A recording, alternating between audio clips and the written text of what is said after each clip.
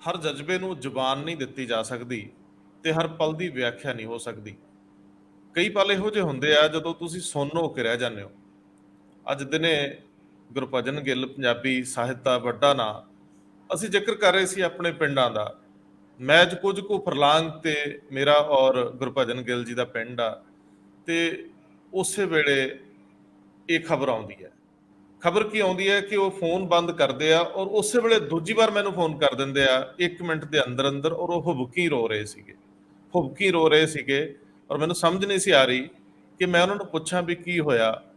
ਔਰ ਜਦੋਂ ਉਹ ਦੱਸਦੇ ਨੇ ਕਿ ਵੀਰ ਦਵਿੰਦਰ ਸਿੰਘ ਨਹੀਂ ਰਹੇ, ਤੇ ਉਹ ਸਮਾਂ ਰੁਕ ਜਾਂਦਾ ਹੈ, ਕਿਉਂਕਿ ਬੜਾ ਲੰਬਾ ਪੀਰੀਅਡ ਸਰਦਾਰ ਵੀਰ ਦਵਿੰਦਰ ਸਿੰਘ ਨਾਲ ਬਿਤਾਉਣ ਦਾ ਮੌਕਾ ਮਿਲਿਆ।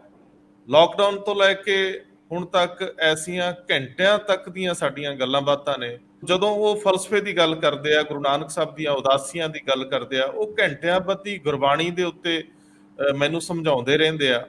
ਔਰ ਇੱਕ ਇੱਕ ਪਲ ਉਹ ਮੈਨੂੰ ਯਾਦ ਆਉਂਦਾ ਹੈ, ਤੇ ਉਹਨਾਂ ਦੇ ਚਲੇ ਜਾਣ ਦਾ ਇਹ ਜਿਹੜਾ ਦੁੱਖ ਹੈ ਇਹ ਸਾਰਿਆਂ ਲਈ ਹੈ। ਅੱਜ ਬਹੁਤ ਸਾਰੀਆਂ ਸੋਸ਼ਲ ਮੀਡੀਆ ਦੇ ਉੱਤੇ ਐਸੀਆਂ ਪੋਸਟਾਂ ਪੈ ਰਹੀਆਂ ਨੇ, ਹਰ ਕੋਈ ਆਪਣਾ ਕੰਸਰਨ ਵਿਅਕਤ ਕਰ ਰਿਹਾ, ਤੇ ਇਹਦੇ 'ਚ ਕੋਈ ਦੋ ਰਾਵਾਂ ਨਹੀਂ ਕਿ ਸਮਾਂ ਇਸ ਤਰ੍ਹਾਂ ਲੱਗਦਾ ਜਿਵੇਂ ਮੁੜ ਆਵੇ ਤੇ ਅਸੀਂ ਉਹਨਾਂ ਨਾਲ ਉਵੇਂ ਹੀ ਗੱਲਾਂ ਬਾਤਾਂ ਕਰ ਰਹੇ ਹੋਈਏ। ਮੈਂ ਸਰਦਾਰ ਹਮੀਤ ਸਿੰਘ ਔਰ ਸਰਦਾਰ ਜਗਤਾਰ ਸਿੰਘ ਜੀ ਨੂੰ ਬੇਨਤੀ ਕਰੂੰਗਾ ਕਿ ਉਹ ਆਪਣੇ ਅਨੁਭਵ ਅੱਜ ਇਸ ਮਾਮਲੇ 'ਚ ਸ਼ੇਅਰ ਕਰਨ, ਪਰ ਅਸੀਂ ਖਬਰਾਂ ਵੀ ਕੁਝ ਲਵਾਂਗੇ, ਕਿਉਂਕਿ ਜ਼ਿੰਦਗੀ ਚੱਲਦੇ ਰਹਿਣ ਦਾ ਨਾਂ ਹੈ। ਸ਼ੋਅ ਚੱਲਦਾ ਰਹਿੰਦਾ ਹੈ, ਰੁਕਦਾ ਨਹੀਂ ਹੈ। ਅਸੀਂ ਦੂਜਾ ਮਾਮਲਾ ਲਵਾਂਗੇ ਕਿ ਇੱਕ ਵੱਡੇ ਅਕਾਲੀ ਆਗੂ ਵੱਲੋਂ ਆਪਣੇ ਪ੍ਰਧਾਨ ਨੂੰ ਕਟਹਿਰੇ 'ਚ ਖੜਾ ਕੀਤਾ ਗਿਆ ਕਿ ਅਕਾਲੀ ਦਲ ਦਾ ਪ੍ਰਧਾਨ ਕਿਹੋ ਜਿਹਾ ਹੋਣਾ ਚਾਹੀਦਾ। ਇੱਕ ਦੋ ਪਹਿਲੂ ਹੋਰ ਵੀ ਹੈ ਜਿਹੜੇ ਅਸੀਂ ਸ਼ੇਅਰ ਕਰਾਂਗੇ। ਸਭ ਤੋਂ ਪਹਿਲਾਂ ਸਰਦਾਰ ਹਮੀਤ ਸਿੰਘ ਜੀ, ਜਦੋਂ ਅੱਜ ਇਹ ਅਚਨਚੇਤ ਖਬਰ ਮਿਲਦੀ ਹੈ ਕਿ ਸਰਦਾਰ ਵੀਰ ਦਵਿੰਦਰ ਸਿੰਘ ਹੁਣ ਨਹੀਂ ਰਹੇ, ਤਾਂ ਫਿਰ ਇੱਕ ਬਿਹਤਰੀਨ ਬੁਲਾਰਾ, ਇੱਕ ਫਿਲਾਸਫਰ ਵਰਗਾ ਸਿਆਸਤਦਾਨ, ਔਰ ਬੇਸ਼ੱਕ ਉਹ ਬਹੁਤੇ ਕਾਮਯਾਬ ਨਹੀਂ ਹੋਏ ਪਾਰਟੀਆਂ ਦੇ ਵਿੱਚ, ਉਹ ਬਹੁਤ ਦੇਰ ਨਹੀਂ ਰਹਿ ਸਕੇ, ਔਰ ਸਾਰੇ ਸੀਨ ਦੇ ਵਿੱਚ ਇਸ ਤਰ੍ਹਾਂ ਦਾ ਕੋਈ ਦੂਜਾ ਕਦਾਵਰ ਆਗੂ ਵੀ ਨਹੀਂ ਦਿਸਦਾ ਜਿਹੜਾ ਇੱਕੋ ਸਮੇਂ ਹਿਸਟਰੀ ਦਾ ਵੀ ਇੰਨਾ ਗਿਆਤਾ ਹੋਵੇ, ਫਲਸਫੇ ਦਾ ਵੀ ਹੋਵੇ, ਉਸ ਵਿਅਕਤੀ ਕੋਲ ਸਮਝ ਵੀ ਹਰ ਤਰ੍ਹਾਂ ਦੀ ਹੋਵੇ। ਮੈਂ ਚਾਹੂੰਗਾ ਕਿ ਤੁਸੀਂ ਜੋ ਦੇਖਿਆ ਜੀਵਿਆ, ਉਹਨਾਂ ਨੂੰ ਮਿਲੇ ਗਲੇ, ਉਹ ਸਾਰੀਆਂ ਗੱਲਾਂ ਤੁਸੀਂ ਇੱਕ ਵਾਰੀ ਅੱਗੇ ਵਧਾਓ। ਅਸਲ ਦੇ ਵਿੱਚ ਵੀਰ ਦਵਿੰਦਰ ਸਿੰਘ ਮਤਲਬ ਸਟੂਡੈਂਟ ਲਾਈਫ ਤੋਂ ਹੀ ਪੋਲਿਟਿਕਸ ਦੇ ਵਿੱਚ ਐਂਟਰ ਕੀਤੇ। ਸਟੂਡੈਂਟ ਆਲ ਇੰਡੀਆ ਸਿੱਖ ਸਟੂਡੈਂਟ ਫੈਡਰੇਸ਼ਨ ਵੀ, ਔਰ ਖਾਸ ਤੌਰ ਤੇ ਫਤਿਹਗੜ੍ਹ ਕਾਲਜ ਦੇ ਪ੍ਰਧਾਨ ਦੇ ਤੌਰ ਤੇ ਫਤਿਹਗੜ੍ਹ ਸਾਹਿਬ ਤੋਂ ਸ਼ੁਰੂ ਹੋਇਆ ਕੰਮ, ਫਿਰ ਸਿੱਖ ਸਟੂਡੈਂਟ ਫੈਡਰੇਸ਼ਨ, ਫਿਰ ਪੋਲਿਟਿਕਸ। ਪਹਿਲਾਂ ਉਹ ਇੰਡੀਪੈਂਡੈਂਟ ਵੀ ਖੜੇ ਹੋਏ 77 ਦੇ ਵਿੱਚ, 80 ਚ ਕਾਂਗਰਸ ਚ MLA ਬਣ ਗਏ, ਕਾਂਗਰਸ ਦੀ ਟਿਕਟ ਤੇ ਉਸ ਪੱਧਰ ਦੇ ਉੱਤੇ ਜਾ ਕੇ। ਔਰ ਬਾਅਦ ਦੇ ਵਿੱਚ 2002 ਚ ਦੁਬਾਰਾ ਇੱਕ ਆ ਕੇ ਉਹ ਜਿੱਤਦੇ ਨੇ, ਵਿਚਦੀ ਨਹੀਂ ਜਿੱਤੇ। ਬਾਕੀ ਪਹਿਲਾਂ ਟਿਕਟਾਂ ਮਿਲਦੀਆਂ ਰਹੀਆਂ ਲਗਾਤਾਰ, ਇਹਨਾਂ ਇਸ ਪੀਰੀਅਡ ਦੇ ਦੌਰਾਨ ਉਹ ਨਹੀਂ ਜਿੱਤੇ। ਈਵਨ ਉਦੋਂ ਵੀ ਜਦੋਂ 1992 ਦੀ ਚੋਣ ਹੋਈ ਹੈ, ਜਦੋਂ ਉਹ ਉੱਥੋਂ ਲੜ ਰਹੇ ਸੀ ਸਰਹੰਦ ਤੋਂ, ਉਦੋਂ ਵੀ ਹਰਬੰਸ ਲਾਲ ਜਿੱਤ ਗਏ ਸੀ ਬੀਜੇਪੀ ਦੇ, ਵੀਰ ਦਵਿੰਦਰ ਨਹੀਂ ਜਿੱਤੇ। ਮਤਲਬ ਉਸ ਮਾਮਲੇ ਦੇ ਵਿੱਚ ਜਿਹੜਾ ਇਹ ਪੋਲੀਟੀਕਲ ਪ੍ਰੋਸੈਸ ਹੈ ਉਹਦੀ ਗੱਲ, ਤੇ ਮੋਹਾਲੀ ਤੋਂ ਜਿੱਤੇ ਸੀ 2002 ਦੇ ਵਿੱਚ ਆ ਕੇ, ਸਰਹੰਦ ਤੋਂ ਨਹੀਂ, ਦੁਬਾਰਾ ਸਰਹੰਦ ਤੋਂ 80 ਤੱਕ ਹੀ ਉਸ ਲੈਵਲ ਦੇ ਉੱਤੇ ਰਹੇ। ਬਿਨਾਂ ਸ਼ੱਕ ਉਹ ਸਟੂਡੈਂਟ ਬੇੜੇ ਤੋਂ ਹੀ ਤੇ ਲਗਾਤਾਰ ਕੰਟੀਨਿਊਟੀ ਦੇ ਵਿੱਚ ਇੱਕ ਬੈਟਰ ਓਰੇਟਰ ਜਿਹੜਾ ਹੁੰਦਾ ਹੈ, ਆਪਣੀ ਗੱਲ ਨਾਲ ਦੂਜਿਆਂ ਨੂੰ ਮੁਤਾਸਰ ਕਰਨ ਵਾਲਾ, ਤੇ ਵੀ ਆਪਣੀ ਗੱਲ ਕਹਿ ਸਕਣ ਦੀ ਜਿਹੜੀ ਇੱਕ ਦਲੀਲ ਹੁੰਦੀ ਹੈ।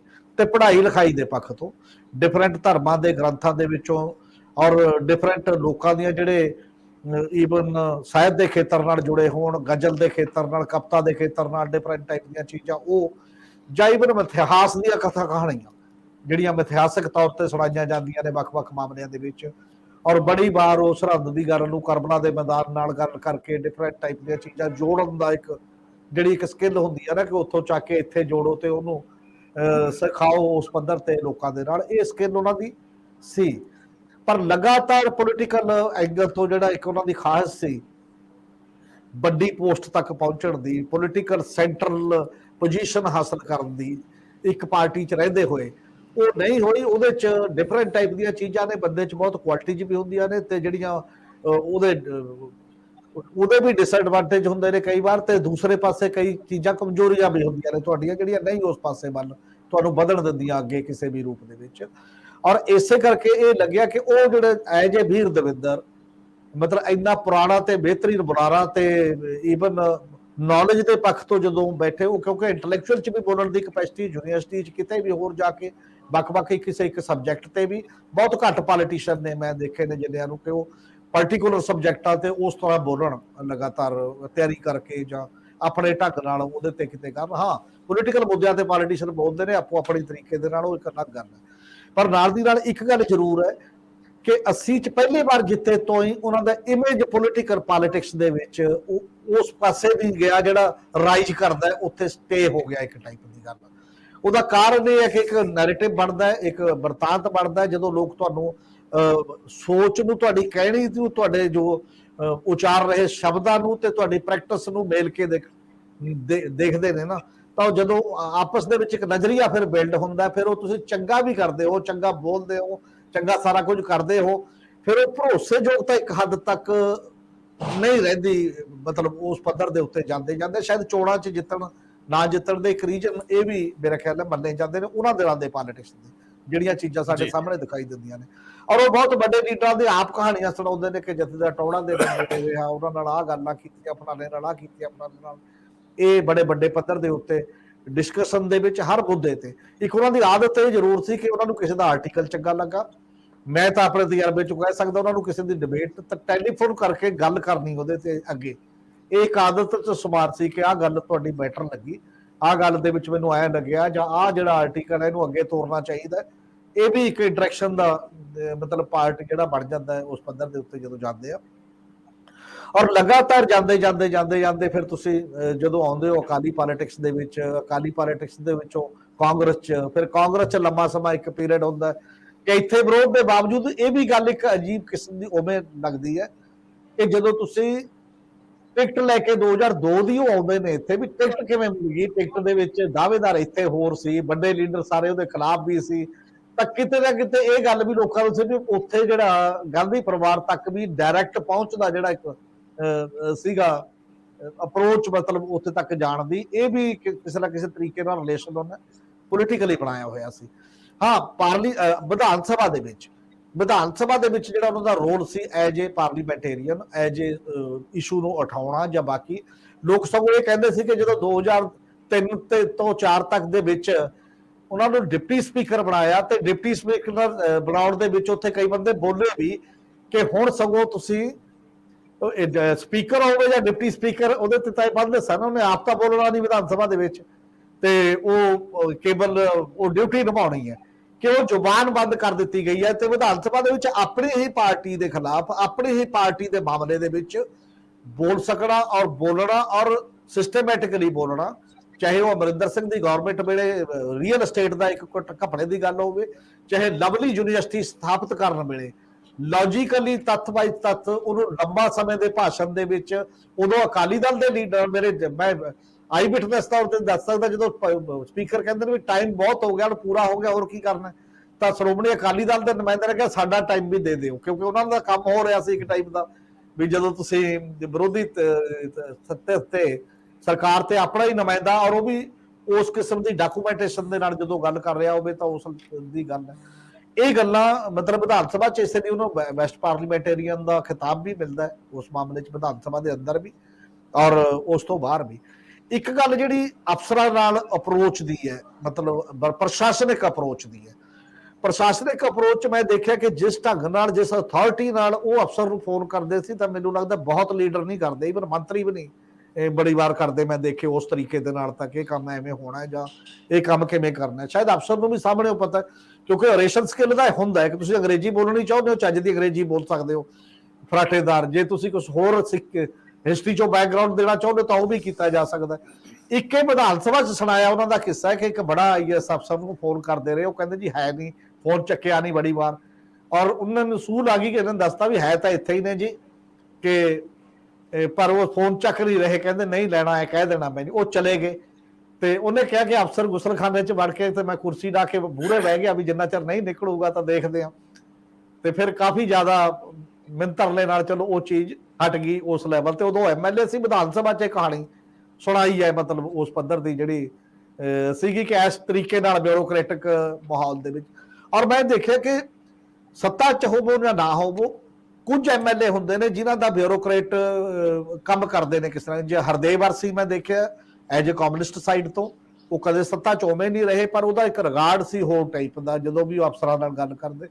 ਜਾਂ ਵੀਰ ਤਵਿੰਦਰ ਦੀ ਇੱਕ ਅਥਾਰਟੀ ਦਾ ਐਂਗਲ ਸੀਗਾ, ਉਹਨਾਂ ਅਫਸਰਾਂ ਕੋਲ ਜਾਣ ਦਾ ਕੰਮ ਕਰਨ ਦਾ ਜਿਹੜਾ ਸੀਗਾ ਉਹ ਉਸ ਲੈਵਲ ਤੇ ਨਹੀਂ। ਨਾਰਮਲੀ ਮੈਂ ਇਹ ਕਹਿੰਦੇ ਦੇਖੇ ਨੇ ਲੋਕ ਆਮ ਕਿ ਹੁਣ ਕਿਹੜਾ ਸਾਡੀ ਸਰਕਾਰ ਹੈ, ਹੁਣ ਅਸੀਂ ਆਪੋਜੀਸ਼ਨ ਚ, ਜਾਂ ਜੇ ਸਰਕਾਰ ਹੈ ਵੀ ਮੇਰੀ ਤਾਂ ਚੀਫ ਮਿਨਿਸਟਰ ਨਾਲ ਲੱਗਦੀ ਹੈ। ਬੇਅੰਤ ਸਿੰਘ ਤੋਂ ਲੈ ਕੇ ਮੇਰਾ ਕਹਿੰਦਾ, ਮੈਂ ਇੱਕ ਚੀਫ ਮਿਨਿਸਟਰ ਦੇਖਿਆ ਜਿਹੜਾ ਹਰਚਰਨ ਬਰਾੜ ਸੀ, ਕਿ ਜਿਹਦੇ ਨਾਲ ਉਹਨਾਂ ਦੀ ਬਣਦੀ ਦਿਖਾਈ ਦਿੱਤੀ ਥੋੜੀ ਜੀ, ਜਿੰਨਾ ਕੁ ਸਮਾਂ ਵੀ ਉਹ ਰਹੇ ਉਹਨਾਂ ਨੇ ਉਹਨੂੰ ਬਣਾ ਕੇ ਵੀ ਰੱਖਿਆ, ਔਰ ਨਾ ਕੁਝ ਪੋਸਟ ਹੁੰਦੇ ਹੋਏ ਵੀ ਠੀਕ ਠਾਕ ਇੱਕ ਸਿਕਿਉਰਿਟੀ ਦੇਣੀ, ਬਾਕੀ ਚੀਜ਼ਾਂ ਦੇਣੀਆਂ ਇਹ ਸਾਰੀਆਂ।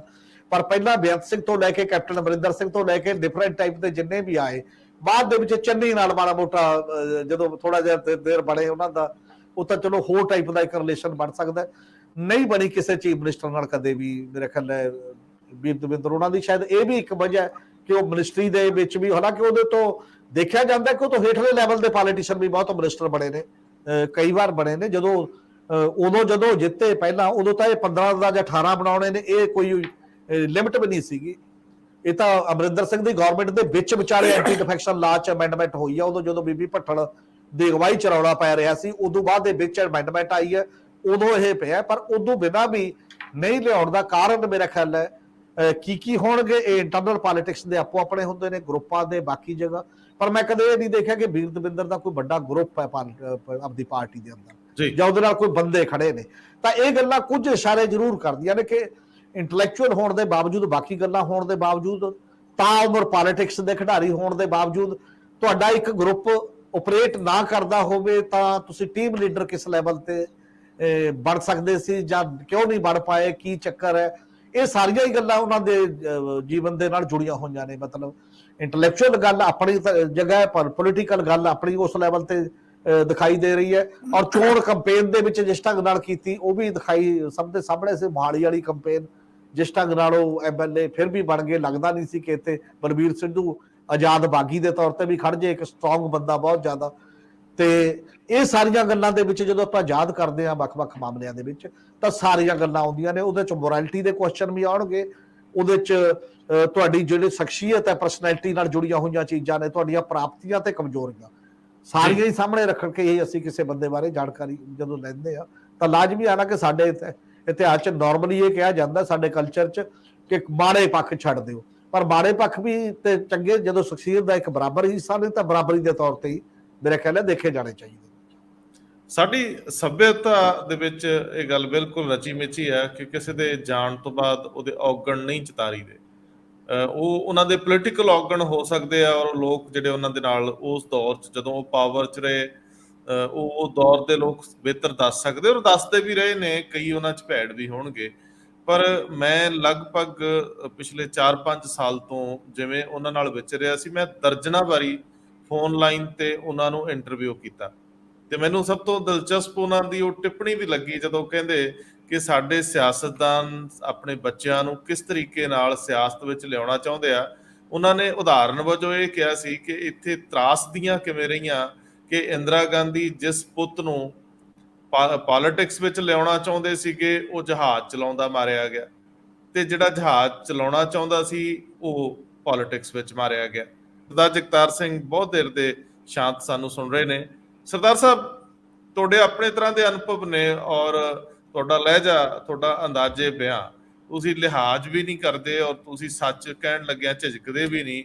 ਤੇ ਮੈਂ ਇਹ ਸਮਝਦਾ ਹਾਂ ਕਿ ਤੁਹਾਡੇ ਤੋਂ ਵਧੀਆ ਵਿਆਖਿਆ ਕੋਈ ਨਹੀਂ ਕਰ ਸਕਦਾ। ਗੱਲ ਇਹ ਹੈ ਕਿ ਆਪਣਾ ਆਪਣਾ ਨਜ਼ਰੀਆ ਹੁੰਦਾ, ਬਾਕੀ ਹਰ ਬੰਦਾ ਸੱਚ ਬੋਲਣ ਦੀ ਕਪੈਸਿਟੀ ਰੱਖਦਾ ਹੁੰਦਾ, ਕਮੈਂਟ ਕਰਨ ਦੀ ਕਪੈਸਿਟੀ ਰੱਖਦਾ ਹੁੰਦਾ। ਇਹ ਤਾਂ ਨਾਰਮਲ ਜੀ ਹੈ, ਸਾਡੇ 'ਚ ਕੋਈ ਖਾਸ ਇਹੋ ਜਿਹੀ ਗੱਲ ਤਾਂ ਹੈ ਨਹੀਂ ਗੀ। ਜਦੋਂ ਕੋਈ ਲੀਡਰ ਤੁਰ ਜਾਂਦਾ ਹੈ, ਇਹ ਦੇਖਿਆ ਜਾਂਦਾ ਕਿ ਉਹਨੂੰ ਯਾਦ ਕਿਹੜੀ ਗੱਲਾਂ ਕਰਕੇ ਕੀਤਾ ਜਾਂਦਾ। ਉਸ ਤੋਂ ਪਹਿਲਾਂ ਮੈਂ ਕੁਛ ਥੋੜਾ ਜਿਹਾ ਸ਼ੇਅਰ ਕਰਨਾ ਚਾਹੂੰਗਾ। ਮੈਂ ਸਰਦਾਰ ਵੀਰ ਦਵਿੰਦਰ ਸਿੰਘ ਨੂੰ ਉਰੋਂ ਤੋਂ ਜਾਣਦਾ ਸੀ ਜਦੋਂ ਮੈਂ ਯੂਨੀਵਰਸਿਟੀ ਪੜ੍ਹਦਾ ਸੀ ਜੀ। ਮੈਂ 70-71 'ਚ MA ਕਰ ਰਿਹਾ ਸੀਗਾ, ਤੇ ਇਹ ਯੂਨੀਵਰਸਿਟੀ ਆਇਆ ਕਰਦੇ ਸੀ। ਉਦੋਂ ਸਿੱਖ ਸਟੂਡੈਂਟ ਫੈਡਰੇਸ਼ਨ ਦੇ ਲੀਡਰ ਹੁੰਦੇ ਸੀ, ਤੇ ਇਹਨਾਂ ਦੇ ਪਿਸਤੌਲ ਪਾਈ ਹੁੰਦੀ ਸੀ। ਸੋ ਉਸ ਕਰਕੇ ਮੈਂ ਇਹਨਾਂ ਨੂੰ ਵੀਰ ਦਵਿੰਦਰ ਕਹਿ ਕੇ ਵੀ ਸੰਬੋਧਨ ਕਰ ਸਕਦਾ। ਤੇ ਇਹਨਾਂ ਦੇ ਫਾਦਰ ਨੂੰ ਨਕਸਲਾਈਟਸਾਂ ਨੇ ਗੋਲੀ ਮਾਰੀ ਸੀਗੀ ਸੋ ਉਸ ਤੋਂ ਬਾਅਦ ਇਹਨਾਂ ਨੇ ਪਿਸਤੌਲ ਸੈਲਫ ਪ੍ਰੋਟੈਕਸ਼ਨ ਵਾਸਤੇ ਰੱਖਣਾ ਸ਼ੁਰੂ ਕਰਤਾ, ਤੇ ਉਦੋਂ ਸਿਕਿਉਰਿਟੀ ਤਾਂ ਹੁੰਦੀ ਨਹੀਂ ਸੀ, ਉਹ ਇਹ ਸਿਸਟਮ ਉਦੋਂ ਨਹੀਂ ਸੀਗਾ। ਤੇ ਇਹ ਐਕਟਿਵ ਸਟੂਡੈਂਟ ਫੈਡਰੇਸ਼ਨ ਦੇ ਵਿੱਚ ਸੀ, ਆਪਣੇ ਸਿੱਖ ਸਟੂਡੈਂਟ ਫੈਡਰੇਸ਼ਨ ਦੇ ਵਿੱਚ। ਸਿੱਖ ਫੈਡਰੇਸ਼ਨ ਦੀ ਉਦੋਂ ਕੋਈ ਬਹੁਤੀ ਬੇਸ ਨਹੀਂ ਸੀ, ਕੁਝ ਚੰਦ ਲੀਡਰ ਸੀਗੇ, ਤੇ ਇਹ ਲੋਕ ਐਕਟਿਵ ਸੀ, ਜਿਵੇਂ ਜਗਮੀਤ ਬਰਾੜ ਹੋਇਆ, ਇਹ ਹੋਏ, ਲੇਕਿਨ ਉਹਨਾਂ ਦੇ ਨਾਲ ਜੋ ਸਟਰੋਂਗ ਹੋਲਡ ਲੈਫਟ ਦੀ ਸੀ, ਪੰਜਾਬੀ ਯੂਨੀਵਰਸਿਟੀ ਖਾਸ ਕਰਕੇ ਲੈਫਟ ਦੀ ਸਟਰੋਂਗ ਹੋਲਡ ਸੀ। ਸੋ ਪਟਿਆਲਾ ਹੋਣ ਕਰਕੇ ਇਹਨਾਂ ਦੀ ਨੇੜਤਾ ਨੈਚੁਰਲੀ ਜਥੇਦਾਰ ਗੁਰਚਰਨ ਸਿੰਘ ਟੌੜਾ ਨਾਲ ਤਾਂ ਬਣਦੇ ਸੀ ਫਿਰ। ਤੇ ਇਹਨਾਂ ਨੂੰ ਇੱਕ ਬੜਾ ਪੋਜ਼ਿਟਿਵ ਪੁਆਇੰਟ ਸੀ ਸ਼ੁਰੂ ਤੋਂ ਹੀ ਕਿ ਇਹਨਾਂ ਨੂੰ ਪੜ੍ਹਨ ਲਿਖਣ ਦੀ ਸ਼ੌਕ ਸੀ, ਔਰ ਜਥੇਦਾਰ ਟੌੜਾ ਨੂੰ ਵੀ ਇਹ ਸ਼ੌਕ ਸੀ ਕਿ ਜਿਹੜੇ ਬੰਦੇ ਪੜ੍ਹਦੇ ਲਿਖਦੇ ਹੈ ਉਹਨਾਂ ਦੀ ਗੱਲਬਾਤ ਸੁਣੀ ਜਾਵੇ। ਤਾਂ ਉਹ ਅਕਸਰ ਇਹਨਾਂ ਨੂੰ ਬੁਲਾ ਲੈਂਦੇ ਸੀ, ਨਾਲ ਲੈ ਜਾਂਦੇ ਸੀਗੇ। ਉੱਥੋਂ ਇਹਨਾਂ ਦਾ ਪੋਲੀਟੀਕਲ ਕੈਰੀਅਰ ਅੱਗੇ ਵਧਣਾ ਸ਼ੁਰੂ ਹੋਇਆ। ਤੇ ਜਦੋਂ ਸਡਨਲੀ ਕਿਸੇ ਇਸ਼ੂ ਤੇ ਆ ਕੇ ਇਹਨਾਂ ਨੇ ਕਾਂਗਰਸ ਜੁਆਇਨ ਕਰ ਲਈ, ਤੇ ਬਾਅਦ ਟੌੜਾ ਸਾਹਿਬ ਕਿਤੇ ਮਿਲੇ, ਕਹਿੰਦੇ ਜੇ ਤੂੰ ਮੈਨੂੰ ਮਿਲ ਗਿਆ ਹੁੰਦਾ ਤੇ ਮੈਂ ਤੁਹਾਨੂੰ ਜਾਣ ਨਹੀਂ ਸੀ ਦੇਣਾ। ਤੇ ਇਹਨਾਂ ਇਹੋ ਜਿਹੇ ਜਿਹੜੇ ਬੰਦੇ ਸੀ ਜਿਨ੍ਹਾਂ ਨੂੰ ਅਕਾਲੀ ਇਤਿਹਾਸ ਦੀ ਸਮਝ ਸੀ, ਸਿੱਖ ਧਰਮ ਦੀ ਸਮਝ ਸੀ, ਇਹ ਬੜੇ ਘੱਟ ਹੁੰਦੇ ਆ। ਲੇਕਿਨ ਜਦੋਂ ਕਾਂਗਰਸ ਚਲੇ ਗਏ ਨਾ, ਉਹ ਫਿਰ ਲਾਈਨ ਇੱਕਦਮ ਚੇਂਜ ਹੋ ਗਈ। ਫਿਰ ਉਹ ਜਿਹੜਾ ਬੰਦਾ ਜਿਸ ਪਾਰਟੀ 'ਚੋਂ ਗਿਆ ਹੁੰਦਾ ਉਹਦੇ ਖਿਲਾਫ ਰੱਜ ਕੇ ਫਿਰ ਬੰਦਾ ਆਪਣੀ ਭੜਾਸ ਕੱਢਦਾ। ਸੋ ਇਹ ਨਾਰਮਲ ਜਿਹਾ ਫੈਨਾਮਨਾ ਹੈ। ਤੇ 1980 'ਚ ਪਹਿਲੀ ਵਾਰੀ MLA ਬਣੇ, ਤੇ ਨਵੇਂ MLA ਨੂੰ ਤਾਂ ਨੈਚੁਰਲੀ ਹਜੇ ਬਹੁਤ ਕੁਝ ਸਿੱਖਣਾ ਹੁੰਦਾ, ਇਸ ਕਰਕੇ ਉਹ ਕਾਹਲੀ ਕਰਨ ਦੀ ਲੋੜ ਹੀ ਨਹੀਂ ਹੁੰਦੀ। ਜਦੋਂ ਇਹੋ ਜਿਹਾ ਬੰਦਾ ਪੋਲਿਟਿਕਸ ਦੇ ਵਿੱਚ ਆਉਂਦਾ ਜਿਹਦੀ ਬੈਕਗਰਾਊਂਡ ਬਹੁਤ ਵਧੀਆ, ਪੜ੍ਹਨ ਲਿਖਣ ਵਾਲਾ ਹੈ, ਉਹ ਫਿਰ ਜਿਹੜੀ ਕਹਿਣੀ ਤੇ ਕਰਨੀ, ਦੋਵਾਂ 'ਚ ਕੋਈ ਬਹੁਤਾ ਫਰਕ ਨਹੀਂ ਹੋਣਾ ਚਾਹੀਦਾ ਜੀ। ਜਦੋਂ MLA ਬਣ ਗਏ ਫਿਰ ਲੋਕਾਂ ਨੇ ਸਾਰਾ ਕੁਝ ਹੀ ਵਾਚ ਕਰਨਾ ਹੁੰਦਾ ਕਿ ਕਿਹੜਾ ਬੰਦਾ ਕਿਵੇਂ ਬਿਹੇਵ ਕਰਦਾ, ਲਾਈਫ ਸਟਾਈਲ ਕੀ ਆ। ਲਾਈਫ ਦੇ ਵਿੱਚ ਟਰਾਂਸਪੇਰੈਂਸੀ ਬਹੁਤ ਜ਼ਰੂਰੀ ਹੈ। ਪਬਲਿਕ ਲਾਈਫ ਦੇ ਵਿੱਚ ਤਾਂ ਲੋਕਾਂ ਨੇ ਫੈਸਲਾ ਕਰਨਾ ਹੁੰਦਾ ਵੀ ਕਿੱਥੇ ਕੌਣ ਖੜਾ ਹੈ, ਕੀ ਹੈ ਕੀ ਨਹੀਂ। ਤੇ 80 ਦੇ ਵਿੱਚ ਹੀ ਆ ਕੇ ਮਿਲੀਟੈਂਸੀ ਦਾ ਜਿਹੜੀ ਰੈਡੀਕਲ ਪੋਲਿਟਿਕਸ ਹੈ ਉਹ ਪੰਜਾਬ ਦੇ ਵਿੱਚ ਐਂਟਰ ਕਰ ਜਾਂਦੀ ਹੈ। ਸੋ ਇਹ ਉਹਨਾਂ ਲੀਡਰਾਂ ਦੇ ਵਿੱਚੋਂ ਸੀ ਅਲਟੀਮੇਟਲੀ ਜਿਨ੍ਹਾਂ ਨੇ ਸੰਤ ਜਰਨੈਲ ਸਿੰਘ ਭਿੰਡਰਾੜਾ ਦੇ ਖਿਲਾਫ ਡਟ ਕੇ ਸਟੈਂਡ ਲਿਆ। ਤੇ ਸੰਤ ਜਰਨੈਲ ਸਿੰਘ ਦੀਆਂ ਸਪੀਚਾਂ ਦੇ ਵਿੱਚ ਵੀ ਇਹਨਾਂ ਦਾ ਜ਼ਿਕਰ ਵਾਰ-ਵਾਰ ਆਉਂਦਾ ਹੈ। ਉਹ ਇਹਨਾਂ ਨੂੰ ਅਟੈਕ ਕਰਦੇ ਸੀ ਤੇ ਇਹ ਉਹਨਾਂ ਨੂੰ ਕਰਦਾ ਹੁੰਦਾ ਸੀਗਾ, ਤੇ ਇਹ ਲੈਵਲ ਪਹੁੰਚ ਗਿਆ ਸੀਗਾ। ਮਿਸੇਜ ਗਾਂਧੀ ਨੇ ਆਪਣਾ ਅਪ੍ਰੈਲ ਐਂਡ ਦੇ ਆਸੇ-ਪਾਸੇ ਇੱਕ ਪੰਜਾਬ ਦੇ ਕਾਂਗਰਸੀਆਂ ਨਾਲ ਮੀਟਿੰਗ ਕੀਤੀ। 4-5 ਲੀਡਰ ਸੀਗੇ, ਸ਼ਾਇਦ ਸ਼ਮਸ਼ੇਰ ਸਿੰਘ ਦੂਲੋ ਵੀ ਵਿੱਚ ਸੀਗੇ, ਰਵਿੰਦਰ ਲਾਲ ਭਾਟੀਆ ਵੀ ਸੀਗੇ, ਵੀਰ ਦਵਿੰਦਰ ਵੀ ਸੀਗੇ ਉਹਦੇ 'ਚ। ਪਰ ਇਹੀ ਗੱਲ ਬਣਾਇਆ ਕਰਦੇ ਸੀਗੇ, ਕਹਿੰਦੇ ਵੀ ਗੱਲਬਾਤ ਕਰਦੇ ਅਲਟੀਮੇਟਲੀ ਮਿਸੇਸ ਗਾਂਧੀ ਨੇ ਪੁੱਛਿਆ ਉਹ ਸੰਤ ਜਰਨੈਲ ਸਿੰਘ ਨੂੰ ਭਿੰਡਰਾਂਵਾਲਾ ਕਿਆ ਕਰਦੇ ਸੀ। ਕਹਿੰਦੀ ਭਿੰਡਰਾਂਵਾਲਾ ਸਰੈਂਡਰ ਕਰੇਗਾ। ਕਹਿੰਦਾ ਵੀ ਮੈਂ ਕਿਹਾ ਵੀ ਉਹ ਸਰੈਂਡਰ ਨਹੀਂ ਕਰੂਗਾ। ਸੋ ਮੈਨੂੰ ਬੜੇ ਸਾਲਾਂ ਬਾਅਦ ਇਹਨਾਂ ਨੇ ਉਹ ਕਹਾਣੀ ਸਾਰੀ ਨਰੇਟ ਕੀਤੀ। ਫਿਰ ਇਹਨਾਂ ਨੇ ਇੱਕ ਆਰਟੀਕਲ ਪੰਜਾਬੀ ਟ੍ਰਿਬਿਊਨ 'ਚ ਲਿਖਿਆ ਸੀਗਾ, ਉਹ ਸਾਰੀ ਮੀਟਿੰਗ ਦਾ ਜ਼ਿਕਰ ਡਿਟੇਲ ਦੇ ਵਿੱਚ ਕੀਤਾ ਹੋਇਆ ਸੀਗਾ। ਮੈਂ ਆਪਣੀ ਕਿਤਾਬ ਦੇ ਵਿੱਚ ਵੀ ਪਾਇਆ ਇਹਨਾਂ ਦਾ ਜ਼ਿਕਰ ਕੀਤਾ, ਜਿਹੜੀ ਮੇਰੀ ਦੂਸਰੀ ਕਿਤਾਬ ਹੈ, ਮੈਂ ਉਹਦੇ 'ਚ ਡਿਟੇਲ ਪਾਈ ਹੋਈ ਇਹਨਾਂ ਦੀ। ਸੋ ਇਹ ਇਸ ਲੈਵਲ ਤੱਕ ਐਕਟਿਵ ਹੋਏ ਸੀ।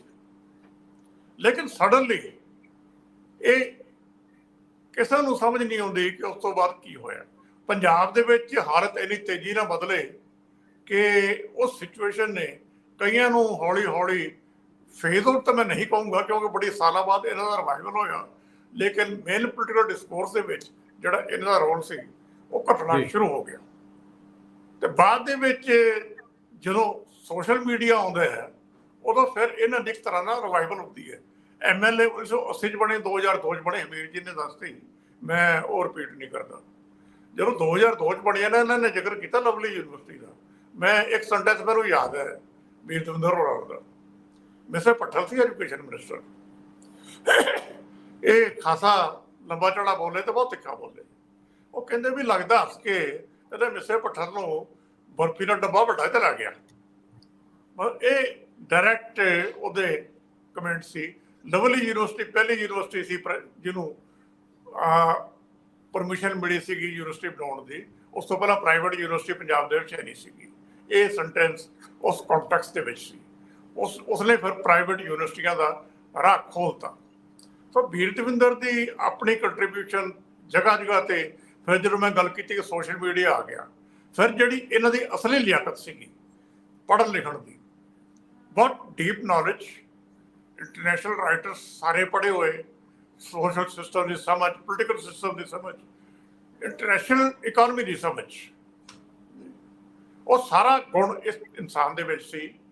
ਲੇਕਿਨ ਆ ਕੇ ਉਹ ਸਾਹਮਣੇ ਪਬਲਿਕ ਦੇ ਅਖੀਰਲੇ ਸਾਲਾਂ ਦੇ ਵਿੱਚ ਆਉਂਦਾ, ਜਦੋਂ ਇਹ ਸੈਮੀਨਾਰ ਤੇ ਸੋਸ਼ਲ ਮੀਡੀਆ ਤੇ ਇੰਟਰਵਿਊ ਤੇ ਆਪਣੀਆਂ ਗੱਲਾਂ ਦੇ ਵਿੱਚ ਆ ਗਏ। ਲੇਕਿਨ ਜਿਹੜੀ ਪੋਲੀਟੀਕਲ ਲਾਈਫ ਸੀ ਇਹਨਾਂ ਦੀ, ਉਹਦੇ ਵਿੱਚ ਇਹ ਕਾਮਯਾਬ ਨਹੀਂ ਹੋ ਸਕੇ। ਜੀ, ਤੁਸੀਂ ਬਹੁਤ ਬਿਹਤਰ ਕਿਹਾ ਕਿ ਜਿਹੜਾ ਉਹਨਾਂ ਆਰਟੀਕਲ ਲਿਖਿਆ ਸੀ ਉਸੇ ਦਰਮਿਆਨ 'ਚ ਇਹਨਾਂ ਨੇ ਮੈਨੂੰ ਵੀ ਮੇਰੇ ਨਾਲ ਬਹੁਤ ਡਿਟੇਲ 'ਚ ਗੱਲ ਕੀਤੀ, ਔਰ ਇਹਨਾਂ ਨੇ ਮੈਨੂੰ ਉਸ ਮੀਟਿੰਗ ਦਾ ਜ਼ਿਕਰ ਕੀਤਾ ਜਿਹਦੇ ਵਿੱਚ ਕਾਫੀ ਕਾਂਗਰਸੀ ਸੀਗੇ, 8 ਦੇ ਲਗਭਗ। ਔਰ ਇਹਨਾਂ ਨੇ ਕਿਹਾ ਕਿ ਕੁਝ ਲੋਕ ਤਾਂ ਇਸ ਤਰ੍ਹਾਂ ਦੇ ਸੀ ਜਿਹੜੇ ਕਹਿੰਦੇ ਸੀ ਕੱਲ ਦੀ ਬਜਾਏ ਅੱਜ ਹੀ ਤੁਸੀਂ ਕਾਰਵਾਈ ਕਰੋ। ਲੇਕਿਨ ਇਹਨਾਂ ਨੇ ਆਪਣਾ ਹਵਾਲਾ ਦੇ ਕੇ ਕਿਹਾ, ਭਾਵੇਂ ਕਿ ਥਾਂ ਥਾਂ ਤੇ ਆਉਂਦਾ ਕਿ ਸੰਤ ਭਿੰਡਰਾਂ ਵਾਲਿਆਂ ਨਾਲ ਇਹਨਾਂ ਦਾ ਟਕਰਾਅ ਚੱਲਦਾ ਸੀਗਾ, ਪਰ ਉਹਨਾਂ ਨੇ ਮੈਨੂੰ ਕਿਹਾ ਕਿ ਅਸੀਂ ਉਹ ਲੋਕ ਸੀ ਜਿਹੜੇ ਕਹਿੰਦੇ ਸੀ ਨਹੀਂ, ਤੁਹਾਨੂੰ ਗੱਲਬਾਤ ਕਰਨੀ ਚਾਹੀਦੀ ਹੈ, ਗੱਲਬਾਤ ਦਾ ਰਾਹ ਅਖਤਿਆਰ ਕਰਨਾ ਚਾਹੀਦਾ। ਤੇ ਉਸ ਤੋਂ ਬਾਅਦ ਕਹਿੰਦੇ ਜੀ ਸਾਨੂੰ ਇਹਨਾਂ ਨੇ ਉੱਥੋਂ ਇੱਥੇ ਆਉਣ ਲਈ ਕੈਪਟਨ ਅਮਰਿੰਦਰ ਸਿੰਘ ਦੀ ਡਿਊਟੀ ਲੱਗੀ ਸੀਗੀ। ਕਹਿੰਦੇ ਮੈਨੂੰ ਵੀ ਸਟੈਂਡ ਬਾਈ ਰੱਖਿਆ ਗਿਆ ਸੀ ਵੀ ਤੁਸੀਂ ਵੀ ਨਾਲ ਜਾਓ, ਔਰ ਅਸੀਂ ਅੰਮ੍ਰਿਤਸਰ ਆਏ ਵੀ। ਪਰ ਉਸ ਤੋਂ ਬਾਅਦ ਕੈਪਟਨ ਅਮਰਿੰਦਰ ਸਿੰਘ ਨੇ ਮੈਨੂੰ ਨੌਕ ਕੀਤਾ, ਔਰ ਕੈਪਟਨ ਅਮਰਿੰਦਰ ਸਿੰਘ ਨੇ ਮੈਨੂੰ ਕਿਹਾ ਕਿ ਇਹ ਤੱਥ ਗਲਤ ਨੇ, ਔਰ ਇਹ ਤੱਥ ਉਹ ਕਹਿੰਦੇ ਮੈਂ ਇਹਨਾਂ ਨੂੰ ਖੁੱਲ ਕੇ ਦੱਸਣਾ ਵੀ ਚਾਹੂੰਗਾ ਕਿ ਦਰਅਸਲ ਉਦੋਂ ਹੋਇਆ ਕੀ ਸੀ। ਸੋ ਕੁਝ ਕੰਟਰੋਵਰਸੀਜ਼ ਅਜੇ ਪਈਆਂ ਨੇ, ਮੈਂ ਜਾ ਨਹੀਂ ਸਕਿਆ ਉਹਨਾਂ ਕੋਲੋਂ। ਉਹਨਾਂ ਦਾ ਖੁੱਲਾ ਸੱਦਾ ਸੀਗਾ ਕਿ ਤੁਸੀਂ ਮੇਰੇ ਕੋਲ ਆਓ ਤੇ ਆਪਾਂ ਇਹਦੇ ਉੱਤੇ ਸਾਰੀ ਡਿਟੇਲ 'ਚ ਗੱਲ ਕਰਾਂਗੇ ਕਿ ਉਦੋਂ ਕੀ ਵਾਪਰਿਆ। ਜਿਹੜਾ ਇਹ ਮਾਮਲਾ ਆਖਰੀ ਮੌਕੇ ਤੇ ਟਲ ਸਕਦਾ ਸੀ, ਬਲੂ ਸਟਾਰ ਆਪਰੇਸ਼ਨ ਤੋਂ ਬਚਾਅ ਹੋ ਸਕਦਾ ਸੀ, ਔਰ ਲਾਸਟ ਮੂਮੈਂਟ ਤੇ ਕੀ ਹੋਇਆ, ਉਹ ਕੁਝ ਇਸ ਤਰ੍ਹਾਂ ਦੀਆਂ ਚੀਜ਼ਾਂ ਅਜੇ ਇਤਿਹਾਸ ਦਾ ਹਿੱਸਾ ਬਣਨੀਆਂ ਨੇ। ਸਰਦਾਰ ਜਗਤਾਰ ਸਿੰਘ ਹੋਰਾਂ ਕੋਲ ਬਹੁਤ ਸਾਰੇ ਤੱਥ ਹੋਣਗੇ, ਪਰ ਕੁਝ ਚੀਜ਼ਾਂ ਅਜੇ ਨਿਕਲ ਕੇ ਆਉਣੀਆਂ ਬਾਹਰ ਨੇ ਜਿਨ੍ਹਾਂ ਦੇ ਵਿੱਚ ਬਹੁਤ ਅਹਿਮ ਲੋਕ ਸ਼ਾਮਲ ਰਹੇ ਆ। ਮੈਂ ਹੁਣ ਅੱਗੇ ਵਧਣਾ ਚਾਹੂੰਗਾ। ਇੱਕ ਅਖਬਾਰ ਦੀ ਖਬਰ ਹੈ ਜਿਹਦੇ ਵਿੱਚ ਬਲਦੇਵ ਸਿੰਘ ਮਾਨ ਅਕਾਲੀ ਦਲ ਦੇ ਕਾਫੀ ਅਹਿਮ ਆਗੂ ਨੇ, ਔਰ ਬਰਨਾਲਾ ਪਰਿਵਾਰ ਦੇ ਨਜ਼ਦੀਕ ਸੀਗੇ, ਅੱਜ ਕੱਲ ਸੁਖਬੀਰ ਬਾਦਲ ਦੇ ਵੀ ਕਾਫੀ ਨਜ਼ਦੀਕ ਸੀਗੇ, ਔਰ ਉਹਨਾਂ ਨੂੰ ਕਾਫੀ ਅਹਿਮੀਅਤ ਵੀ ਦਿੱਤੀ ਜਾ ਰਹੀ ਸੀ। ਕੋਰ ਕਮੇਟੀ ਵਿੱਚ ਵੀ ਉਹਨਾਂ ਨੂੰ ਪਾਇਆ ਗਿਆ ਸੀ। ਮਤਲਬ ਉਹ ਜਿਹੜਾ ਇੱਕ ਗਰੁੱਪ ਸੀਗਾ ਬਰਨਾਲਾ ਗਰੁੱਪ, ਉਹਦੇ ਵਿੱਚੋਂ ਇਹਨਾਂ ਨੂੰ ਅਹਿਮੀਅਤ ਜ਼ਿਆਦਾ ਮਿਲੀ ਹੋਈ ਸੀ। ਉਹ ਇੱਕ ਬਿਆਨ ਦਿੰਦੇ ਨੇ, ਔਰ ਉਹ ਬਿਆਨ ਬੜਾ ਅਹਿਮ ਆ। ਮੈਂ ਤੁਹਾਡੇ ਤੋਂ ਸਮਝਣਾ ਚਾਹੂੰਗਾ ਕਿ ਉਹ ਅਕਾਲੀ ਦਲ ਦਾ ਪ੍ਰਧਾਨ ਕਿਹੋ ਜਿਹਾ ਹੋਵੇ, ਉਹਦੀ ਵਿਆਖਿਆ ਕਰ ਰਿਹਾ। ਮੈਨੂੰ ਦੱਸਿਓ ਉਹ ਦਰਅਸਲ ਸੰਕੇਤ ਕੀ ਦੇ ਰਹੇ ਨੇ, ਉਹ ਕਿੱਥੇ ਇੱਕ ਨਿਸ਼ਾਨਾ ਲਾ ਰਹੇ ਨੇ? ਕੀ ਉਹ ਸੱਚਮੁੱਚ ਮੌਜੂਦਾ ਪ੍ਰਧਾਨ ਦੀ ਸਮਰੱਥਾ ਤੇ ਸਵਾਲ ਉਠਾ ਰਹੇ ਨੇ, ਜਾਂ ਫਿਰ ਅਕਾਲੀ ਦਲ ਦੇ ਵਿੱਚੋਂ ਇੱਕ ਵਾਰੀ ਫਿਰ ਇਸ ਤਰ੍ਹਾਂ ਦੀ ਆਵਾਜ਼ ਉੱਠ ਰਹੀ ਆ, ਔਰ ਉਸ ਆਵਾਜ਼ ਦੇ ਨਾਲ ਹੋਰ ਆਵਾਜ਼ਾਂ ਮਿਲਣਗੀਆਂ ਕਿ ਨਹੀਂ? ਹਾਲਾਂਕਿ ਉਹ ਕਹਿੰਦੇ ਨੇ ਕਿ ਅੰਦਰ ਬਹੁਤ ਲੋਕ ਗੱਲਾਂ ਕਰਦੇ ਨੇ, ਸਾਹਮਣੇ ਆ ਕੇ ਕੋਈ ਬੋਲਣ ਲਈ ਤਿਆਰ ਨਹੀਂ ਹੁੰਦਾ, ਪਰ ਉਹ ਸਾਹਮਣੇ ਆ ਕੇ ਬਿਆਨ ਰੂਪ ਚ ਬੋਲ ਰਹੇ ਨੇ। ਇਹ ਕਿਵੇਂ ਇਹਨੂੰ ਲਈਏ? ਅਸਲ ਦੇ ਵਿੱਚ ਇਹ ਮੁੱਦਾ ਕੋਈ ਨਵਾਂ ਨਹੀਂ ਹੈ ਕਿ ਅਕਾਲੀ ਦਲ ਦਾ ਪ੍ਰਧਾਨ ਜਾਂ ਅਕਾਲੀ ਦਲ ਦਾ ਸਿਸਟਮ ਕਿਵੇਂ ਚੱਲਣਾ ਚਾਹੀਦਾ ਹੈ। ਅੰਦਰੂਨੀ ਜਮਹੂਰੀਅਤ ਦਾ ਸਵਾਲ ਬਾਰ-ਬਾਰ ਉੱਠਦਾ ਹੈ। ਇੱਕ ਪਹਿਲੀ ਵਾਰ ਨਹੀਂ, ਇਹ ਠੀਕ ਹੈ ਬਲਦੇਵ ਮਾਨ ਵੀ 85 ਚ ਮਿਨਿਸਟਰ ਰਹੇ ਬਰਨਾਲਾ ਮਿਨਿਸਟਰੀ ਦੇ ਵਿੱਚ, ਔਰ ਉਦੋਂ ਬਾਅਦ ਬਰਨਾਲਾ ਗਰੁੱਪ ਦੇ ਬਰਨਾਲਾ ਤੋਂ ਬਾਅਦ ਇਹ ਕਾਫੀ ਮੇਨ ਲੀਡਰ ਦੇ ਤੌਰ ਤੇ ਉੱਭਰੇ, ਜਦੋਂ ਬਰਨਾਲਾ ਸਾਹਿਬ ਨਾਲੋਂ ਬਾਕੀ ਬੰਦੇ ਕਾਫੀ ਚਲੇ ਗਏ ਸੀ ਉਸ ਸਾਰੇ ਮਾਮਲੇ ਦੇ ਵਿੱਚ। ਉਹਨਾਂ ਦੀ ਟ੍ਰੈਜਡੀ ਵੀ ਇਹੀ ਰਹੀ ਕਿ ਪਹਿਲਾਂ ਜਿੱਤੇ ਤੇ ਮੁੜ ਕੇ ਹਰ ਵਾਰ ਟਿਕਟ ਮਿਲਦੀ ਰਹੀ ਤੇ ਮੁੜ ਕੇ ਜਿੱਤੇ ਨਹੀਂ ਹੈ ਛੇਤੀ ਕੀਤੇ ਕਿਤੇ। ਈਵਨ ਆ ਮੇਨ ਸਟ੍ਰੀਮ ਅਕਾਲੀ ਦਲ ਚ ਆ ਕੇ ਵੀ ਉਹਨਾਂ ਨੂੰ ਸੰਗਰੂਰ ਤੋਂ ਟਿਕਟ ਮਿਲੀ, ਇਦੋਂ ਪਹਿਲਾਂ ਉਹ ਸੁਨਾਮ ਤੋਂ ਜਿੱਤਦੇ ਰਹੇ, ਦਿੜਬਾ ਕਿਉਂਕਿ ਰਿਜ਼ਰਵ ਹੋ ਗਈ ਸੀ, ਔਰ ਇਹ ਮਤਲਬ ਉਥੋਂ ਟਿਕਟ ਮਿਲੀ ਸੀ ਸੁਨਾਮ ਤੋਂ ਵੀ। ਪਰ ਫਿਰ ਵੀ ਉਹ ਇੱਕ ਸਿੱਧੇ ਸਫਾ ਚ ਹਮੇਸ਼ਾ ਹੀ ਰਹੇ ਨੇ ਜਿਹੜੇ ਆਉਂਦੀਆਂ ਨੇ। ਜੇ ਆਪਾਂ ਇਦੋਂ ਪਹਿਲਾਂ ਦੇਖੀਏ ਕਿ ਅਕਾਲੀ ਦਲ ਦੇ ਪ੍ਰਧਾਨ ਦਾ ਜਿਹੜਾ ਕ੍ਰਾਈਸਿਸ ਹੈ, ਪ੍ਰਧਾਨਗੀ ਅਕਾਲੀ ਦਲ ਦੀ ਐਜ ਏ ਪਾਰਟੀ ਕਿਵੇਂ ਚੱਲੇ, ਤਾਂ ਇਹ ਰੌਲਾ ਆਪਾਂ ਪਹਿਲਾਂ ਕਈ ਵਾਰ ਗੱਲ ਕੀਤੀ ਹੈ ਕਿ ਆਦਮਪੁਰ ਵੀ ਪਿਆ ਸੀ 1998 ਦੇ ਵਿੱਚ, ਜਦੋਂ ਬਹੁਤ ਥੋੜੀਆਂ 5-6 ਵੋਟਾਂ ਤੇ ਅਕਾਲੀ ਦਲ ਦਾ ਕੈਂਡੀਡੇਟ ਹਾਰ ਗਿਆ ਸੀਗਾ, ਤਾਂ ਉਦੋਂ ਵੀ ਜਥੇਦਾਰ ਟੌੜਾ ਨੇ ਇੱਕ ਗੱਲ ਕੀਤੀ, ਉਹ ਫੁੱਟ ਤੱਕ ਚਲੀ ਗਈ, ਅੱਗੇ ਤੱਕ ਜਾਂਦੇ ਜਾਂਦੇ ਫਿਰ ਇਹੋ ਜਿਹਾ ਰੌਲਾ ਇੱਕ ਘੁੰਮਣ ਘੇਰੀ ਸਟਾਰਟ ਕੀਤੀ, ਜਿਹਦੇ ਚ ਉਹਨਾਂ ਨੇ ਕਿਹਾ ਸੀ ਕਿ ਪ੍ਰਧਾਨ ਚਾਹੇ ਆਪਣੇ ਪਸੰਦ ਦਾ ਹੀ ਬਣਾ ਲੈਣ, ਕੋਈ ਨਾ ਕੋਈ ਪ੍ਰਧਾਨ ਹੋਰ ਚਾਹੀਦਾ ਅਕਾਲੀ ਦਲ ਦਾ। ਉਹਦੇ ਪਿੱਛੇ ਧਾਰਨਾ ਇਹ ਸੀਗੀ, ਮੇਰੇ ਖਿਆਲ ਉਸੇ ਲਾਈਨ ਨੂੰ ਲੌਜਿਕ ਉਹੀ ਹੈ ਜਿਹਨੂੰ ਅੱਗੇ ਲਿਜਾਇਆ ਜਾ ਰਿਹਾ ਕਿ ਅਕਾਲੀ ਦਲ ਇੱਕ ਬਿਲਕੁਲ ਹੀ ਅਲੱਗ ਕਿਸਮ ਦੀ ਪਾਰਟੀ ਹੈ, ਔਰ ਇਹ ਪਾਰਟੀ ਕੇਵਲ ਪਾਵਰ ਪੋਲਿਟਿਕਸ ਲਈ ਨਹੀਂ ਬਣਾਈ ਗਈ ਤੇ ਨਾ ਹੀ ਪਾਵਰ ਪੋਲਿਟਿਕਸ ਲਈ ਆਈ ਹੈ। ਔਰ ਜੇ ਪਾਵਰ ਚ ਇਨਕੇਸ ਆ ਜਾਂਦੀ ਹੈ ਤਾਂ ਉਹਦਾ ਪ੍ਰਧਾਨ ਅਲੱਗ ਰਹਿਣਾ ਚਾਹੀਦਾ, ਉਹ ਚੀਫ ਮਿਨਿਸਟਰ ਨਹੀਂ ਬਣਨਾ ਚਾਹੀਦਾ ਕਦੇ ਵੀ, ਬਲਕਿ ਚੀਫ ਮਿਨਿਸਟਰੀ ਦੇ ਦਾਇਰੇ ਤੋਂ ਲਿਖ ਕੇ ਹੀ ਸੰਵਿਧਾਨ 'ਚ, ਜਿਹੜਾ ਬਲਦੇਵ ਮਾਨ ਨੇ ਇੱਥੋਂ ਤੱਕ ਚਲੇ ਗਏ ਵੀ ਸੰਵਿਧਾਨ 'ਚ ਇਹ ਦਰਜ ਕਰ ਦੇਣਾ ਚਾਹੀਦਾ ਕਿ ਜਿਹੜਾ ਪ੍ਰਧਾਨ ਹੋਏਗਾ ਉਹ ਚੀਫ ਮਿਨਿਸਟਰ ਦਾ ਦਾਅਵੇਦਾਰ ਹੀ ਨਹੀਂ ਹੋਏਗਾ, ਚੀਫ ਮਿਨਿਸਟਰ ਬਣੇਗਾ ਹੀ ਨਹੀਂ ਜੀ।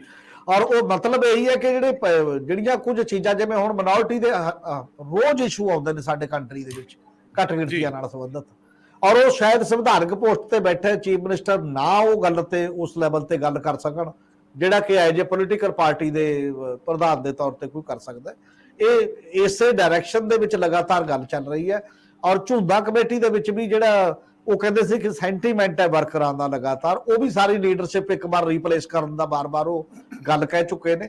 ਔਰ ਈਵਨ ਇਹ ਵਾਲੀ ਜਿਹੜੀ ਗੱਲ 2 ਵਾਰ ਬੀਜੇਪੀ ਦੇ ਕੈਂਡੀਡੇਟ ਨੂੰ ਰਾਸ਼ਟਰਪਤੀ ਦੇ ਵੋਟ ਪਾਉਣ ਤੋਂ ਲੈ ਕੇ ਤੇ ਹੁਣ ਜਿਹੜਾ ਪੀਟੀਸੀ ਵਾਲਾ ਮਾਮਲਾ ਸੀ ਵਿਧਾਨ ਸਭਾ ਦੇ ਵਿੱਚ ਇੱਕ ਅਲੱਗ ਟਾਈਪ ਦਾ ਸਟੈਂਡ ਉਹਨਾਂ ਨੇ ਦੋਨੋਂ ਵਾਰ ਲਿਆ ਲੀਡਰ ਹੋਣ ਦੇ ਬਾਵਜੂਦ। ਇਹ ਸਾਰਾ ਇਹਦਾ ਮਤਲਬ ਇਹ ਵਾਲੀ ਝੂਦਾ ਜਾਂ ਜਿਹੜੇ ਤੇ ਉਹ ਮੈਂਬਰੀ ਕਮੇਟੀ ਸੀ ਉਹਦੇ ਕਾਫੀ ਬੰਦੇ ਨੇ ਜਿਹੜੇ ਅਜੇ ਵੀ ਅੰਦਰੋਂ ਅੰਦਰ ਇਹੀ ਸੋਚ ਰਹੇ ਨੇ।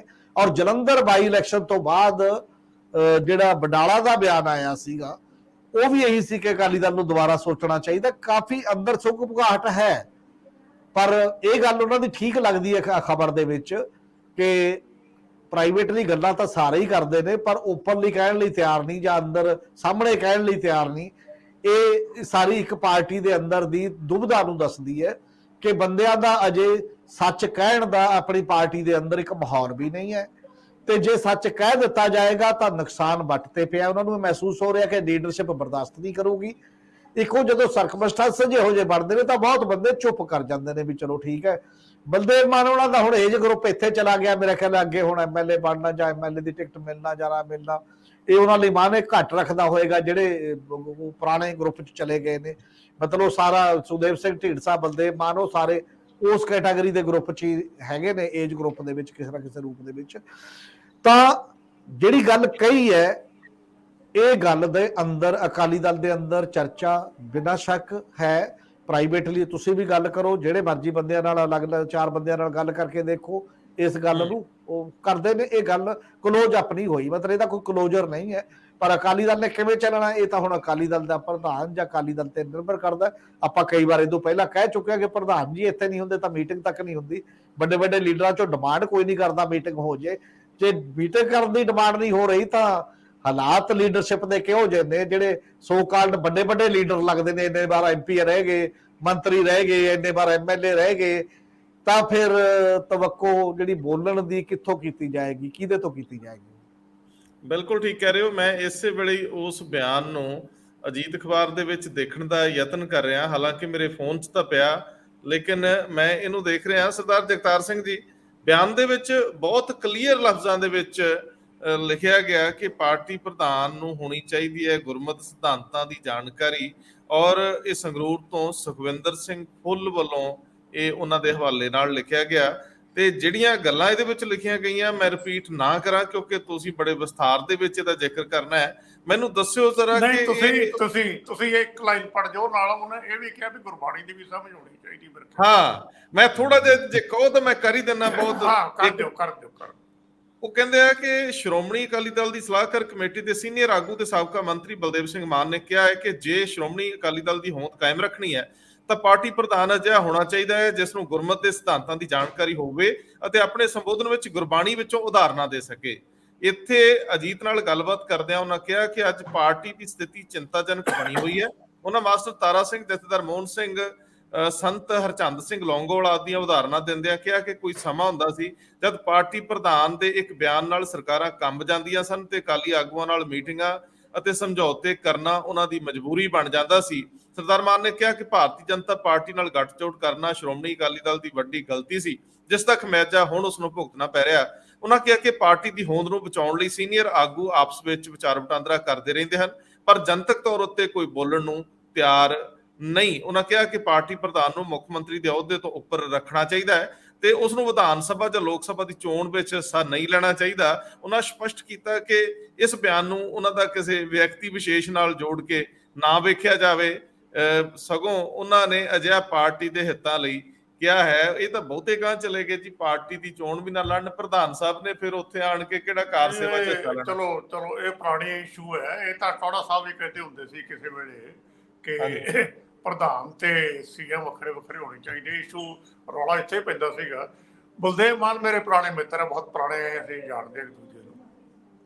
ਹੁਣ ਮੈਨੂੰ ਇਹ ਭੁੱਲ ਗਿਆ ਵੀ ਕਿੰਨੀ ਵਾਰੀ ਇਹ ਅਕਾਲੀ ਦਲ ਛੱਡ ਕੇ ਗਏ ਸੀ, ਸ਼੍ਰੋਮਣੀ ਅਕਾਲੀ ਦਲ, ਤੇ ਕਿੰਨੀ ਵਾਰੀ ਜੁਆਇਨ ਕੀਤਾ ਨੇ ਵਾਪਸ। ਸੋ ਹੁਣ ਜਿਸ ਸਟੇਜ ਤੇ ਹੈਗੇ ਆ, ਇਹਨਾਂ ਦੇ ਹੁਣ ਉਸ ਸਟੇਜ ਤੇ ਆ ਕੇ ਜਿਹੜਾ ਹੁੰਦਾ ਨਾ ਫੇਜ਼ ਆਊਟ ਹੋਣਾ ਐਕਟਿਵ ਪੋਲਿਟਿਕਸ ਤੋਂ, ਉਹ ਹੈ। ਇਹਨਾਂ ਨੂੰ ਪ੍ਰਮੋਟ ਕੀਤਾ ਜਾਂਦਾ ਹੁੰਦਾ ਸੀ ਆਪਣੇ ਸੁਖਦੇਵ ਸਿੰਘ ਢੀਂਡਸਾ ਦੇ ਖਿਲਾਫ। ਸੰਗਰੂਰ ਜ਼ਿਲ੍ਹਾ ਸੀ, ਸੋ ਉਹਨਾਂ ਦੇ ਖਿਲਾਫ ਇੱਕ ਗਰੁੱਪ ਬਾਦਲ ਸਾਹਿਬ ਨੂੰ ਚਾਹੀਦਾ ਹੁੰਦਾ ਸੀਗਾ। ਸੋ ਇਹਨਾਂ ਦੀ ਇੰਪੋਰਟੈਂਸ ਬੇਸਿਕਲੀ ਇਹ ਸੀਗੀ ਜੀ। ਲੇਕਿਨ ਮੈਂ ਇਸ਼ੂਜ਼ ਦੀ ਗੱਲ ਕਰੂੰਗਾ। ਇਹਨਾਂ ਨੇ ਮੈਨੂੰ ਬੜੀ ਦਿਲਚਸਪ ਗੱਲ ਲੱਗੀ, ਜਿਹੜਾ ਇਹਨਾਂ ਨੇ ਕਿਹਾ ਵੀ ਗੁਰਬਾਣੀ ਤੋਂ ਆਪਣੀ ਐਗਜ਼ਾਮਪਲ ਦੇਣ ਦੀ ਸਮਰੱਥਾ ਹੋਣੀ ਚਾਹੀਦੀ ਹੈ। ਬਲਦੇਵ ਮਾਨ ਜਦੋਂ ਸਰਦਾਰ ਬਾਦਲ ਨਾਲ ਕੰਮ ਕਰ ਰਹੇ ਸੀ, ਉਹਨਾਂ ਦੀ ਪ੍ਰਧਾਨਗੀ 'ਚ, ਇਹਨਾਂ ਨੇ ਕਦੇ ਉਸ ਵੇਲੇ ਤਾਂ ਇਹ ਇਸ਼ੂ ਇਹੋ ਜਿਹਾ ਰੇਜ਼ ਨਹੀਂ ਕੀਤਾ। ਬਾਦਲ ਸਾਹਿਬ ਦੇ ਬਾਰੇ ਵੀ ਸਭ ਨੂੰ ਪਤਾ ਹੈ ਕਿ ਉਹਨਾਂ ਦੀ ਪਕੜ ਗੁਰਬਾਣੀ ਤੇ ਨਹੀਂ ਸੀਗੀ ਜੀ। ਉਹ 2-3 ਲਾਈਨਾਂ ਗੁਰਬਾਣੀ ਦੀਆਂ, ਮਾਨਸ ਕੀ ਜਾਤ ਸਵੇ ਕੇ ਪਹਿਚਾਨਬੋ, ਇੱਕ ਉਹ ਹੁੰਦੀ ਸੀ ਮੇਰੇ ਖਿਆਲ ਰਾਜੇਸ਼ੀ, ਮੈਂ 2 ਹੀ ਲਾਈਨਾਂ ਸੁਣਦਾ ਰਿਹਾ ਉਹਨਾਂ ਦੇ ਮੂੰਹ ਤੋਂ, ਇਸ ਤੋਂ ਜ਼ਿਆਦਾ ਨਹੀਂ। ਉਹਨਾਂ ਦਾ ਫੀਲਡ ਨਹੀਂ ਸੀਗੇ। ਉਪਦੇਸ਼ 100 ਵਰਨੋਂ ਕੋ ਸਾਂਝਾ, ਇਹ ਵੀ ਸੀਗਾ ਇੱਕ। ਤੀਜੀ ਇਹ ਲਾ ਲਓ, ਜਿਹੜੀਆਂ ਉਹ ਸਾਥੀ ਉਹਨਾਂ ਦਾ ਪਿੱਛੇ ਸਟਾਫ ਲਿਖ ਦਿੰਦਾ ਸੀ ਨਾ ਉਹਨਾਂ ਨੂੰ, ਉਹ ਫਿਰ ਉਨੀਆਂ ਕੋ ਉਹਨਾਂ ਨੇ ਯਾਦ ਕਰ ਲਈਆਂ। ਸੋ ਗੁਰਬਾਣੀ ਉਹਨਾਂ ਦਾ ਫੀਲਡ ਨਹੀਂ ਸੀਗਾ, ਉਹਨਾਂ ਦੀ ਫੀਲਡ ਸੀ ਸਿਆਸਤ। ਇਹ ਠੀਕ ਹੈ ਕਿ ਜੇ ਅਕਾਲੀ ਲੀਡਰ ਕੋਲ ਗੁਰਬਾਣੀ ਦੀ ਬੈਕਿੰਗ ਹੈ, ਫਿਰ ਉਹ ਸਿਚੁਏਸ਼ਨ ਹੀ ਹੋਰ ਹੁੰਦੀ ਹੈ।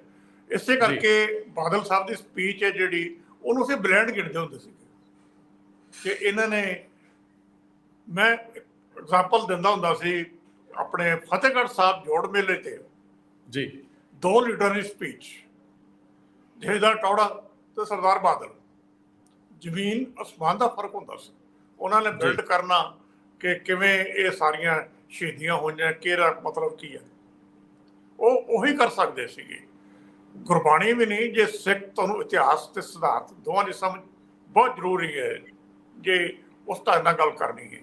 ਅਕਾਲੀ ਦਲ ਦੇ ਵਿੱਚ ਇਸੇ ਕਰਕੇ ਜਿਹੜਾ ਪੰਥਕ ਈਡੀਅਮ ਹੈ ਨਾ, ਉਹ ਫੇਜ਼ ਆਊਟ ਹੋ ਚੁੱਕਿਆ। ਜਿਹੜੀ ਹੁਣ ਦੀ ਲੀਡਰਸ਼ਿਪ ਹੈ, ਸਰਦਾਰ ਸੁਖਬੀਰ ਸਿੰਘ ਬਾਦਲ ਤਾਂ ਬਿਲਕੁਲ ਹੀ ਕੋਰੇ ਹੈ ਉਸ ਈਡੀਅਮ ਤੋਂ।